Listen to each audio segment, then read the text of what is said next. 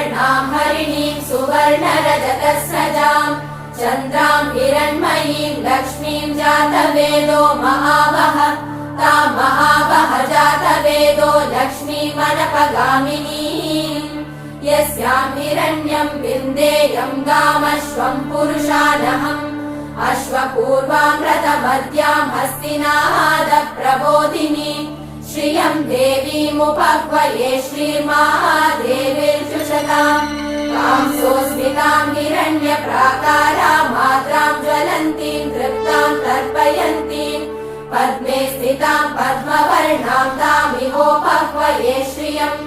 चन्द्रां प्रभासां यशसा ज्वलन्तीं श्रियं लोके देवचुष्टामुदारां तां पद्मिनीमीं शरणमहं प्रपद्ये लक्ष्मीर्मे नश्यतां त्वां वृणे आदित्य